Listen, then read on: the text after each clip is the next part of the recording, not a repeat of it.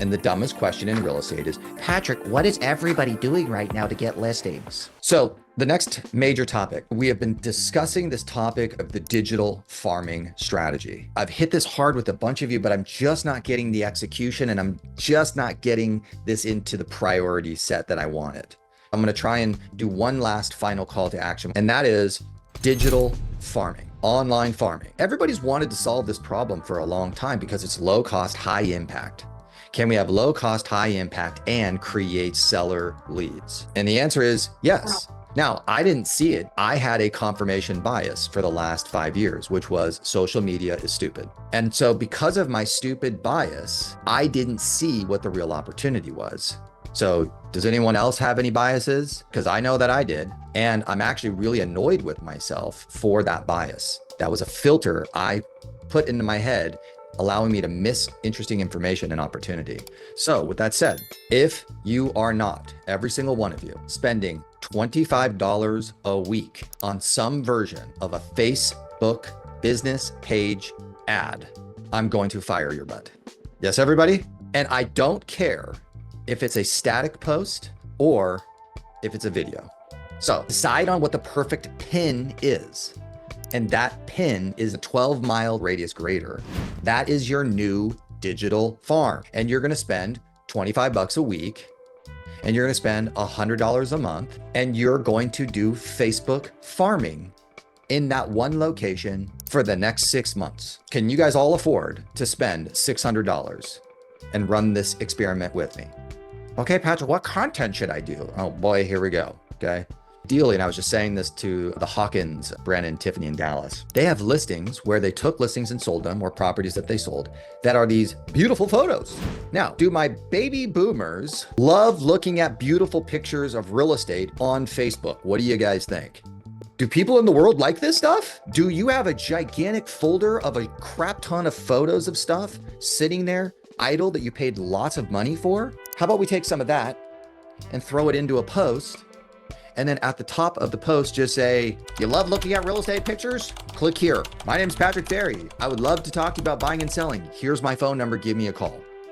And if that is all that you did, and you put a bunch of pretty pictures in there and you boosted that for 25 bucks, we'd be good to go. If you can think of anything more clever than that, good for you. Don't care. Can everybody at least accomplish that 4 times in a month? So I was very excited about the pop-up thing. I don't even care about the pop-up thing. You got a website? Don't have a website? Don't care. Could care less. Don't even need it. Now, if you actually have a website, now here's the key question. If you had anything educational on the website that you had some pride around, that you actually thought it was useful to people, if it wasn't just a bunch of templated, then you probably don't want to send anyone there. But if you actually had something that people could interact with, maybe they can look at other properties for sale. Maybe they can find out the value of their home. Maybe they can read an article or a blog post. Maybe they can watch a video. I don't know, maybe. If that's the case, put your website into the Facebook post. Fine. For some of you, you're a little bit savvy and you're cool. So you're creating, if you have your next listing, you're creating a blog post or a content page with the information on the listing. Then you're running a Facebook boosted post, and sure, send them over to that page so that they can learn more.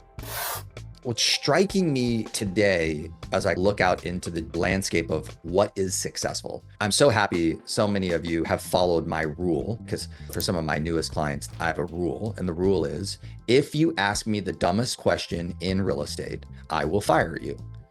And the dumbest question in real estate is, Patrick, what is everybody doing right now to get listings? Dumbest question in real estate, I will fire you for that.